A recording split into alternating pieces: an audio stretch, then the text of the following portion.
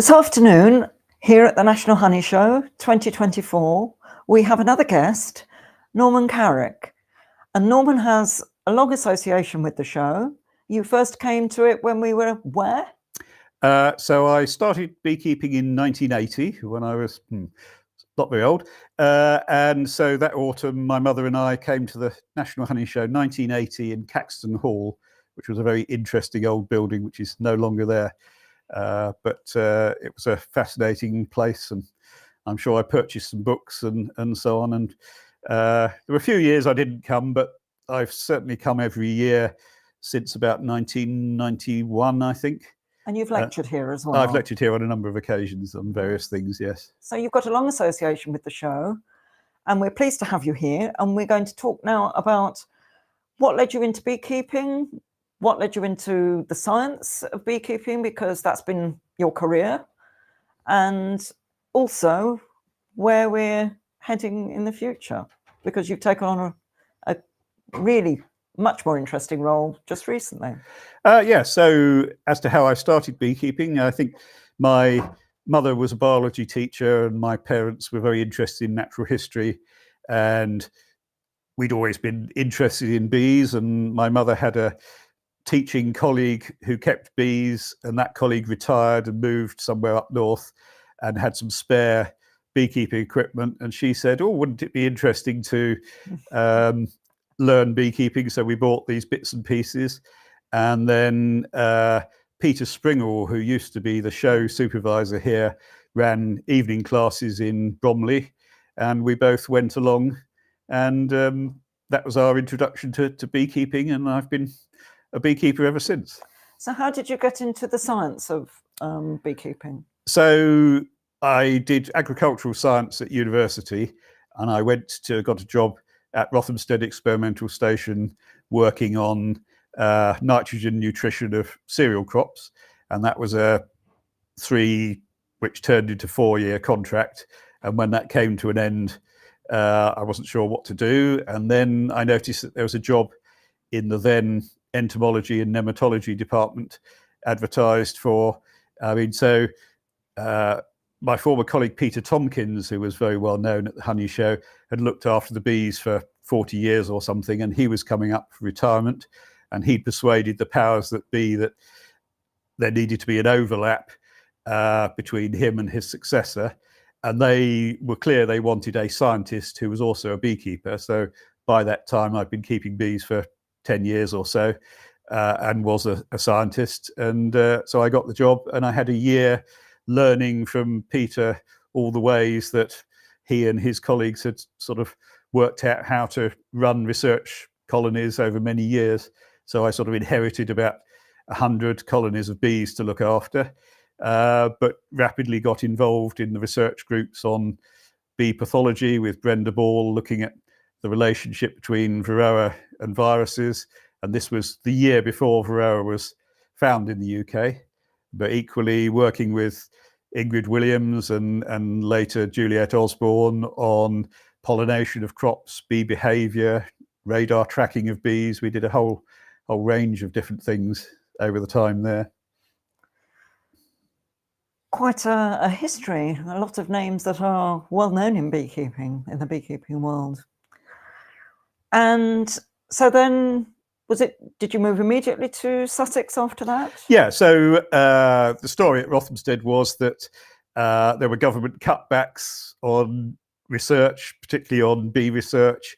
And so the work at Rothamsted on bee diseases that have been funded by the then Ministry of Agriculture, Fisheries and Food, which is now DEFRA, came to an end. And the bee pathology group led by Brenda Ball were all made redundant in 2006. Just at the time, of course, when the world was interested in colony collapse disorder that was killing lots of bees in the United States, and which it's now pretty clear the actual CCD symptoms were caused by a virus. And so the work we were doing at Rothamsted was very relevant. But of course, government cutbacks don't necessarily favour what should be done. So when that came to an end, I decided to do various things, and at Sussex University, a new bee lab led by Professor Francis Ratnieks was being set up. So I got involved in that. And I also got invited to be the editor of the Journal of Apicultural Research. And then I got involved in the International Bee Research Association and had about 10 years as their science director. So I've done quite a range of different things. So you've been involved not only in the science, but in publication as well. So publication of results, production of the magazines. And in fact, you and I have a history in some of that. Yes, yes, of course. So while I was at IBRA, we published a number of books, and Val designed some of them, and hopefully they're still available and still on the book stand downstairs. But yes, I think a lot of scientists tend to sort of live in an ivory tower and think doing the research is the end in itself, whereas I feel it's only the start, and it's vital for scientists to communicate their work to others through, refereed scientific journals like the Journal of Apicultural Research, through books, but also through popular magazines, talks, lectures, seminars, and so on. Which brings us to your latest venture, because John Phipps was the editor of the Beekeepers Quarterly for many years and decided to retire.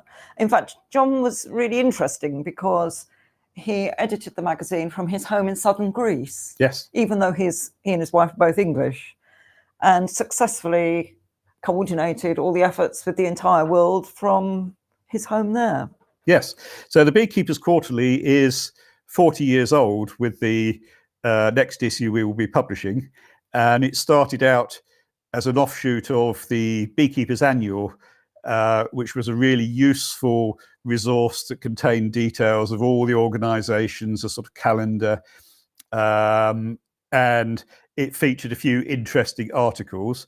And so at some point, with Jeremy Burbidge of Northern Bee Books, they decided they would have a magazine, which was originally the supplement to the Beekeepers Annual, and that became the Beekeepers Quarterly. And of course, the annual itself has become superseded by the internet. So all the information that was published once a year in the annual, you can now find immediately on the internet. But the need for interesting articles about bees and beekeeping and so on continues. And the Beekeepers Quarterly is that. And I'd been writing odd articles for many years, and then maybe 4 years ago, John Phipps asked me to write a regular article. And when he wanted to step back, he asked me, and my wife Andrea Quigley was also keen to be involved. So we are the joint editors. She's manning the stand downstairs, but it's definitely very much a joint effort. So both Northern Bee Books and separately the Beekeepers Quarterly are here with us at the Honey Show, actively talking to everybody and making new contacts, and perhaps asking more contributors to write for the magazine. Yes. Do you want to just take us through the latest issue? Yeah. So this is the most recent issue. We have, together with our designer, really redesigned and refreshed the issue.